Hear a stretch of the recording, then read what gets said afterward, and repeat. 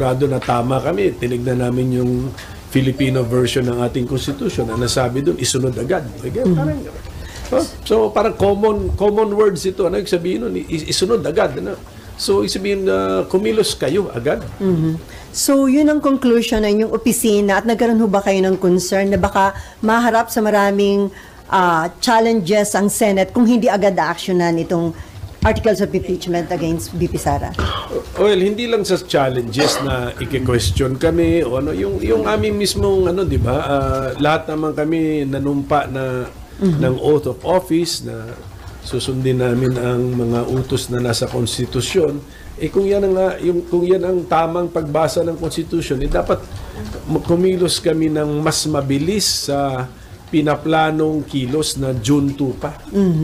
So, nakita nyo yung necessity na i-remind Senate President Escudero, the mere fact na may statement siya na hindi nga sir June 2 after SONA pa.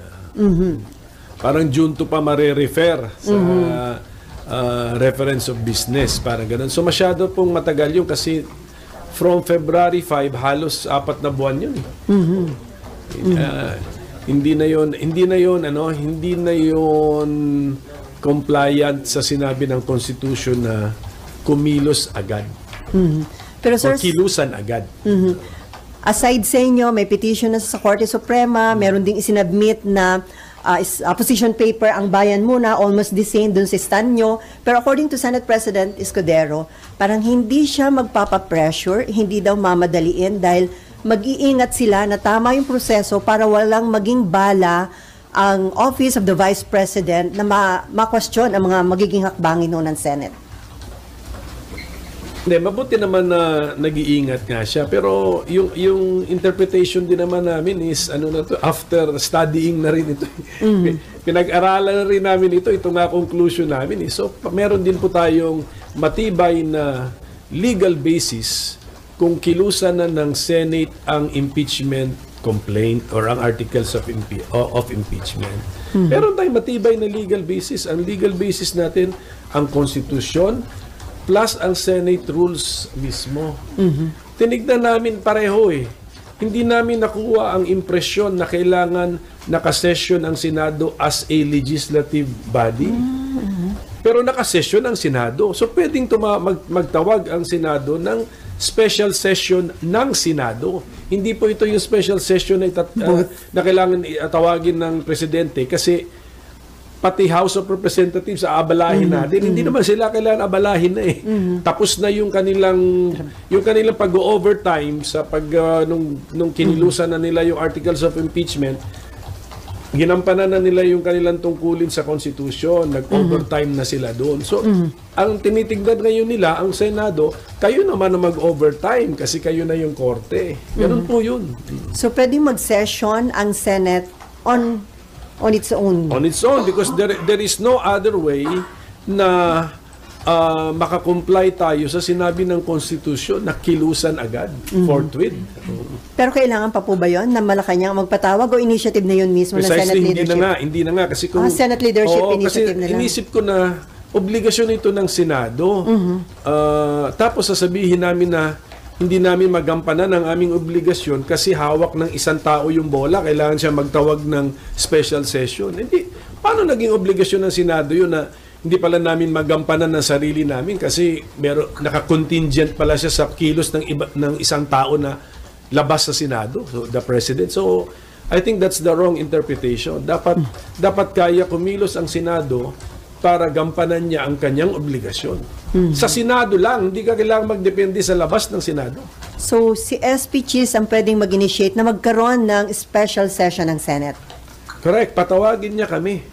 Pero, siyempre gagawin niya ng Senate President kung may clamor din sa mga senador. So, dahan-dahan, si Senator Risa Ontiveros nag-message na sa akin, sang-ayon siya sa aking posisyon. May nag-interview sa akin kanina, binanggit daw na even si majority leader, pero wala akong personal knowledge doon. So dahan-dahan, nagiging 3 na kami. So pagdating na niya sa 10, sa 12, that should be sufficient pressure on the Senate President already. Kaya lang yun ang tanong, sir, dahil marami re-electionists, magkakampanya, busy sa campaign. Do you think dadami yung sasama sa inyo na mananawagan kay SP na magkaroon ng Senate session? Dapat siguro mayroon silang maramdaman na pressure sa taong bayan na ito ang tamang pagbasa sa Constitution.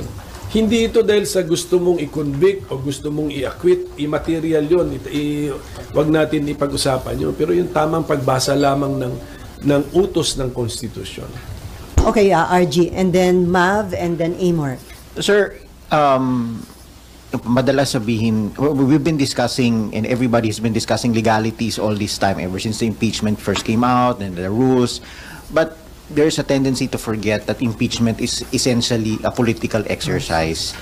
So let me ask, ano ba talaga ang mood dito sa Senado na mga kasamahan ninyo pagdating sa impeachment? Kasi kung nasa mood sila for an impeachment, madali namang there can be as many interpretations of the law as there are lawyers.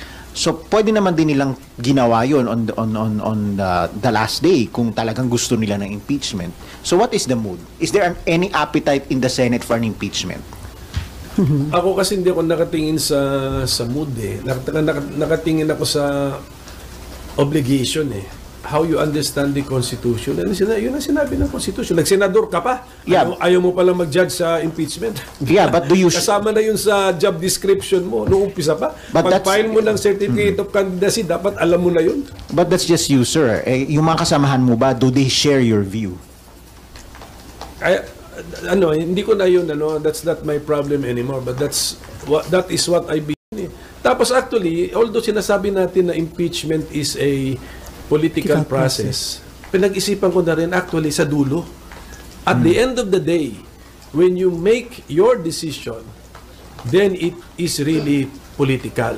Yes. Pero pagdating sa proceedings, sa forma niya, legal. It's like a court. Yeah, pero ang mga judges mo, puro politiko. Correct. At the end of the hindi day, rin sila lahat abogado. Correct. At the end of the day, you will look at your conscience. Pero yung mga procedure dito dapat sundin. Pag sinabi ng Constitution, forthwith, mag-trial na tayo. Dapat ganun.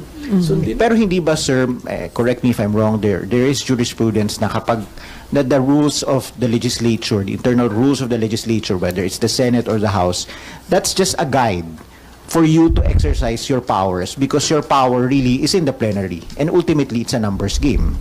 Hindi ba ganun yun? So kung babalik po tayo dun sa kung gusto na nakararami, edi may trial na tayo ngayon. Hindi kasi nakonsulta ng mabuti yung body. Kasi sa timing naman ng pag-file. Hindi namin kasalanan yun. Do not blame the Senate on when the articles of impeachment were filed. Wala kaming hand doon. Yung timing na yun. Sa timing na yun, very late in the last day, hindi nga ako sure kung may quorum pa eh. So tama yun. So no one is to blame na hindi siya na-actionan officially ng body. But now na nandyan dapat aksyonan na officially ng body. So dapat nagkukonsulta na ang Senate President sa mga senador. At yun na nakukulangan ka, sir, yung consultation with your colleagues. I'm sure baka nagkukonsulta nga siya, but baka nga the majority is backing up his timetable. Exactly. That's why I am presenting an alternative point of view. Exactly my point, sir. Ito ang tamang point of view. Is it a safe assumption that since kayo pa lang ang nagsasalita and si Senator Risa, the rest would tend to back the SP's position? I'm not making that assumption, but posible, but I'm not making that assumption. So ang maganda sigurong gawin ng Senate President, magpatawag na po siya ng kahit caucus man lamang. If you were Senate President now, is that what you would have done? Yeah, mag-caucus muna. It's not the official meeting of the Senate as a court. But caucus muna. Dapat, kasi naghiwalay na nung last day. Even before nag-adjourn, baka nga nagampanya na yung mga re-electionists. Wala na sila rito sa building. Sir, since pinupush niyo po yung idea na to, so do you have any proposed timetable? Paano hahatiin ng mga senador yung trial at yung kampanya? Kasi isang tabi ang kampanya. Under the priority ang impeachment. Isn't that a very big ask of your colleagues? That's part of the job description. So, in your case, sir, you're willing to sacrifice your campaign? Ganun, tignan mo ha, nung nasa abroad ako nung nag-declare ng martial law si President Duterte. 5 hours pa lang ako dun sa bansang may official mission ako eh. 5 hours pa lang, balik. Part of the job description because we have to convene after nag-declare ng martial law. Ganun talaga. So, sir, possible na kung hindi masunod yung sinasabi yung tamang point of view na dapat gawin ng Senate dito sa articles of impeachment against BP Sara, maaaring marami pang petition na ma-file sa Supreme Court? Pwede. Tsaka, Ngayon, dalawa tsaka naman. criticism. Anyway, we are really a political body. Talagang sanay na kami sa brickbats and sa criticism. Pero sayang, this is an unnecessary criticism against the Senate. Kasi ginagamit yung forthwith, hindi na sinusunod yung ang mandato ng Constitution. Susunod lang kami, no? Ang dami namin time, eh. Pwede nga ngayong March, eh. March. Pwede na mag-start sa March. Pero sir, ang tanong, kasi may 3 petition na ngayon sa SC, isa for the immediate na pag-convene ng Senate as impeachment court, yung dalawa, nananawagang i-TRO, pigilan itong impeachment trial kay BP Sara. Ang tanong, meron bang jurisdiction ang Korte Suprema sa ganitong impeachment issue? Kasi sabi ni Senator, dating Senate President Franklin Drilon, parang hindi pwedeng i-touch ng Supreme Court yung ganitong... Hintayin natin yung ng decision ng Supreme Court. Pero meron pa kasing political question eh. Open pa rin yung concept ng political question. Although lumiit daw yun under the 1987 Constitution, nandun pa rin. So baka itong sitwasyon na to ay bagsak doon or pasok doon sa political question. Okay, Mav. Ay, meron ka pa, RG? Sir, sinasabi po ninyo na pwedeng yung Senado magpatawag ng session by itself. Paano po yung magiging process nun, sir? How would it go about? Mag-convene kami. Tapos as a body, and then i-declare namin that this is the impeachment court. The impeachment court is now in session. Yan. Then, daanan na namin yung preliminaries. Sir, pag ganun, kahit po hindi in session yung House, okay lang po yun? Kasi kaya nga yun ang conclusion ko eh, na okay lang yun. Kasi tignan ninyo, kailangan pa bang presidente pa ang magpatawag na pati ang House, mga members of Congress, magre-report dun sa batasang pambansa. To do what?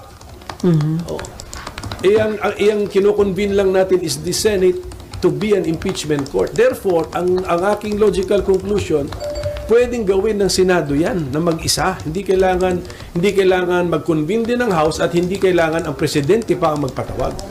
Presidente ng Senado plus majority, of course, ang magpatawag. Sir, yung mga ganitong usapin po ba, makikita siya sa current impeachment rules ng Senate? Or this is kakaibang pangyayari po talaga? Ang makikita mo sa current impeachment rules ng Senate, itong hawak ko, resolution number 39, ay kung basahin mo yan, you do not get the impression that the Senate must be in session as a legislative body. Kung tutuusin, ano rule yun? In-examine na namin ito. May rule 11 pa nga rito. Sir, yun na-approve under 19 Congress? The latest? Ito yung, ano to? Yung rules of impeachment? Sir, Ito ay yung dati ng rules of impeachment na ginamit na pwede pang gamitin. sir, impression, but is it categorically stated Na? na kailangan naka legislative session or hindi? Hindi nga. Kasi kung categorically... So it's just an interpretation, Hindi, sir. kung categorically stated na we must be in session as a legislative body, surrender ako. Hindi nga eh. Anong nakalagay, sir, specific? Wala. Ito nga eh. Tignan mo nyo to. Na rule... Yeah, but you can also interpret it the other way. Since wala nakalagay, it's really at the discretion of the majority. Precisely, but if you look at this Constitution, ganun din eh. There is no requirement that you must be in legislative session. Sure, so Kaya tatanong, kung ganun ang position ng majority, tinatanong ko sila, saan nyo nakuha yan? Yung impression na yan. But the same question can also be asked of you. Saan yung kinuha yun? Kasi that's also just one interpretation. Precisely, ang kinuha ko yun sa obligasyon namin to the trial should forthwith proceed. So nothing is categorical. Kaya nga, Either side, nothing is that's why we have this debate. Kaya kinukonvince nga natin yung ating mga kasama rito sa Senado, including the Senate President, na logical yung ating position. Logical, may legal basis. Tingnan na lang natin itong Rule 10, dito Rule 11, Rule 10. Ano nakalagay? Nakasulat dito at 2 o'clock in the afternoon or at such other hour as the Senate may order of the day appointed for the trial of an impeachment, the legislative business of the Senate, if there be any, shall be suspended, etc. Kung basahin mo na lang yun pinapakita na kahit merong legislative business, priority si impeachment. Kasi isuspend mo ang legislative business mo Itigil kung mo. meron. So, priority Kung talaga. meron. So, ibig sabihin nun, pwedeng wala. Sa rules nyo yan. Correct. Sa rules. So, pwedeng wala. And then, kahit nga meron, isuspend mo But, yeah, kaya nga, kung your rules can always be suspended with unanimous consent or majority numbers of the Senate. Right? The rules of the impeachment rules. Yeah. Oh, Or iba any to, rule iba of the- to, iba na to, Or any impeachment internal rule rules. of the Senate. If the majority so decides, you can always suspend it, set it aside, even amend it. Amended, yeah. Pero, as long as hindi pa amended, ano sundin yan namin? yung existing. Yung imagine na, mag-imagine kami na as if amended. Dito muna tayo sa wording of the existing, di ba? Kung how it is written, dito tayo. So all of this taken into consideration, ayaw nila gawin yan ng majority. So ibig sabihin, it stands to reason, ayaw nila ng impeachment. Hindi ko pa masabing ayaw ng majority. Kasi Yeah, but how else do you explain why they do not share your view? Baka yung attention nila nga nasa iba. That's where we're now focusing on this matter. So, and then so that the Senate President can focus every senator's attention on this matter, magpatawag na siya ng caucus. Sir, do you intend to talk to SP about that? Yeah. Kakusapin niyo sa SP? O sabi ko sa SP, sulatan ko pa siya. Sulatan niyo ulit? Sulatan ko ulit. Para siguradong in writing. Okay, ma'am. Follow Sir, up. isa lang po. Ng 11. Sige, yes, Apo. ma'am. Sir, sabi lang po kasi ni SP na baka better na wag muna tayo mag-start kasi ang dami pang question sa SC. Baka mamaya raw po, nagsimula na kayo and then ma-invalidate yung mga gagawin ninyo dahil magdesisyon on the contrary yung SC sa mga petitions po. Ano naman yun, masyado nang maingat yun. That's too cautious an approach. Maganda rin may cautious siya pero not too cautious na pagbasa mo ng Constitution and trial in the Senate shall forthwith proceed. Yung sabi. Yun ang sabi. So, you do not be too cautious na hindi mo sabihin, huwag na ingat tayo rito kasi baka ma-question tayo, huwag muna tayo mag-trial. Huwag muna sa July na natin i-trial. Sirang-sira ang meaning ng forthwith Pero sir, may nangyari na ba in the past na... Meron pa pala itong Rule 11 namin sa existing. Last sentence ng Rule 11. The adjournment of the Senate sitting in said trial shall not operate as an adjournment of the Senate as a legislative body. Tignan mo. So tignan mo, the other way around. Ganun. Pag-adjourn na si Senate as an impeachment court, hindi necessarily adjourn si Senate as a legislative body. So ganun, hiwalay talaga. So whether or not in session ka as a legislative body, pwede kang in session as a Senate impeachment court. So nandiyan sa Rule 10 and 11 ng impeachment rules. Ano yung tanong mo? Kakat kita. Meron na po ba in the past na nangyari na merong impeachment trial or hearing sa Kamara na nag-issue ng TRO ang Korte Suprema? Kaya personal knowledge, wala akong maalala. Kasi nag-TRO ba? Yun. So pwede. So, naging moot. So, yeah, the same effect as the TRO. Yeah. Pero iba yun. Ang TRO kasi hindi naman inutos na talunin nyo sa botohan. So, ang TRO is stop nyo lahat. So, that means that that house, sa house yun sa house, no? So, that means that previous house believed that it was, ang position nila, it's a political question to be decided by the political institutions. Kasi sir, yung prayer ng petition ni VP Sara ngayon, mag-issue rin ng TRO para mapigilan yung impeachment trial. So, ano yun, kung sakali bang pakinggan ng Korte Suprema, pwede rin hindi sundin yun ng Congress, ng Senate, ng House, kagaya ng ginawa ng House? Saka huwag na natin unahan yun para maganda rin ang desisyon ng Supreme Court. Hindi nila in-anticipate ang kilos ng Senado. Okay, Amor. Sir, are you also planning to talk to the other senators para ma-convince po sila about your position na kailangan na talaga ng special Si session? SP na lang siguro ako diretso para hindi lumalabas na ginagapang ko yung majority. Minority kasi kami. So, si SP na diretso. Opo. And what happens if si SP mag-stand firm na hindi talaga siya magpapatawag ng special session? What will be Huwag the muna next nga action session, then? caucus muna. Caucus muna. Then, pakinggan nila ako. Ngayon kung talagang ayaw nila, aminin namin sa taong bayan na ayaw nila. Ganun siguro kasi. Because if this is really a political question, then therefore it is a legitimate political issue. Di ba? For the people.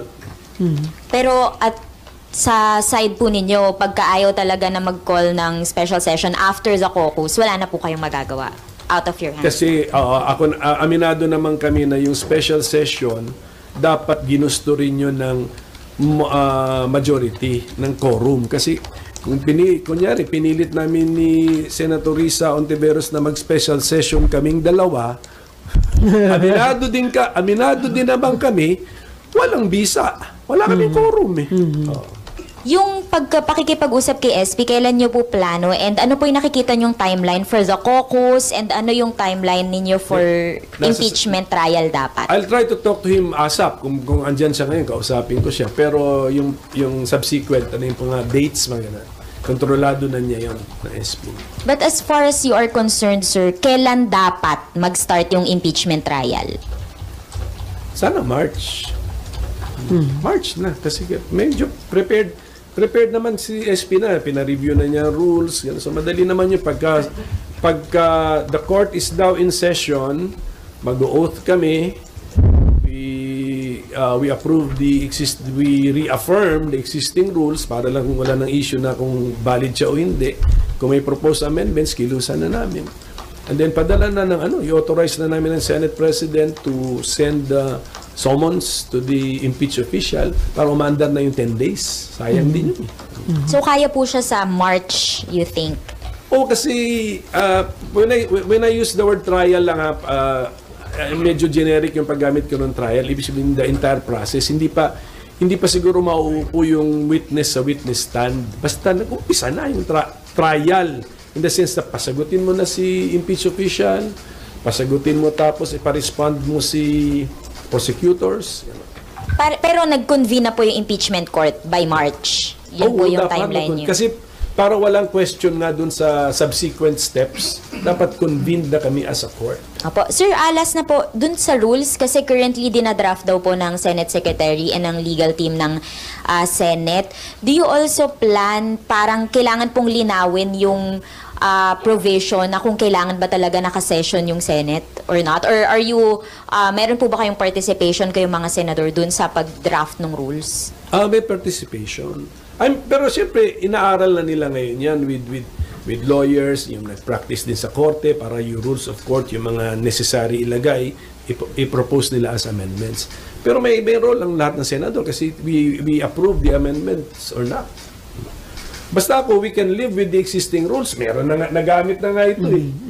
May na-convict na nga under these rules eh.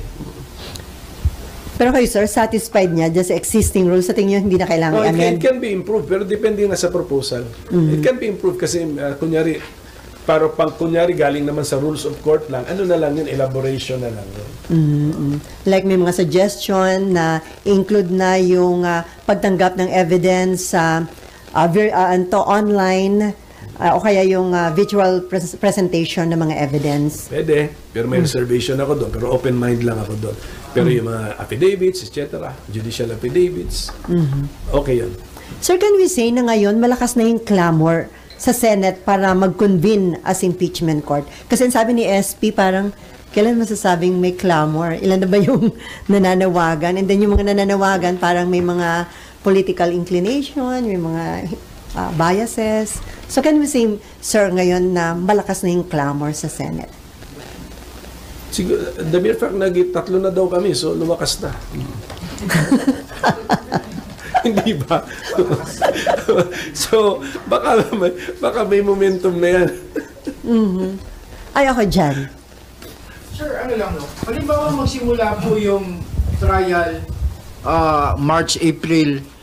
Then, kung tatawid po ng 20th Congress, paano po yung magiging composition? Dahil tulad po ninyo, graduating po kayo, yung mga re-electionist po, baka hindi makalusot lahat. Paano po yun? Back to zero po? Hindi. Dapat tuloy siya sa court. Tuloy. Naka-record naman lahat yan. Naka-transcript yan. Tapos, I'm sure may video recording na. Kahit yung bagong senador, he or she can review the proceedings. Wala nang problema sa pag-review ng proceedings. Iba na nga ngayon, may video na eh. Dati yung new judge sa korte, titignan lang niya yung transcript, hindi niya nakikita yung behavior o tono nung witness eh. Ngayon, ano na yan, may video recording na. Kahit balikan mo, makikita mo na eh. Ano yung demeanor, ano yung tono ng boses. Sir, hindi kaya naging sobrang maingat si SP Escudero sa nagiging hakbang dito nga sa impeachment? Kasi kung sakaling mapatalsik si BP Sara, potential na mag-benefit po siya dito. Hindi never tayong magkaka-impeachment ng BP kasi potential... Lahat potential. Potential beneficiary ang SP. Pero hindi automatic yun. Ayusin natin yung kasi akala ng iba na pag mabakante ang Vice President, automatic ang Senate President ang nagiging Vice President. Hindi po ganun. Mamimili po ang Presidente, ang incumbent President, from among the members of the Senate and the House, but needing the concurrence of the members of the Senate and the House. Ay, Mav, okay. Sir, kapag alam po halimbawa mag-start na po yung trial, kasi po di ba mayroong period na after June 30 na 12 na lang yung sitting senators. Paano po yun? Pwede pa rin po ba mag-trial kung 12 na lang po sila? Will that be valid, sir? If ever matuloy, kunyari i-decide nila, yung mga naiwan na ituloy nila, I find nothing objectionable doon. Pero siguro, better na lang na i-defer na muna nila. Hintayin na nila yung bago nilang kasama. Sir, bang ikaw yung Senate President, meron bang pagkakataon na may muntik na may sampang impeachment case dito sa Senate? Wala. Kay Sereno. Yun. So sir, ano yun? Tama ba yung estimate ni SP Chis na hindi gagastos ng more than 1 million ng Senate para sa impeachment ni BP Sara? Okay yun. Okay yung... Maliit lang talaga magiging expenses sa Senate. Ni SP kasi hindi dapat maging reason yun na magbo-bloat ang expenses. It's the same venue, it's the same building, it's the same place, it's the same offices na meron ng mga legal staff. Kukuha ka siguro, papalitan mo siguro yung consultant mo, yung sa ibang topic mo na consultant, sa tax. This time, kukuha ka ngayon ng isang lawyer na nagpa-practice sa before the courts para mag-guide ka. Pero yung mga individual senator, may mga individual additional expenses. Papalitan mo lang yung saan yung focus mo.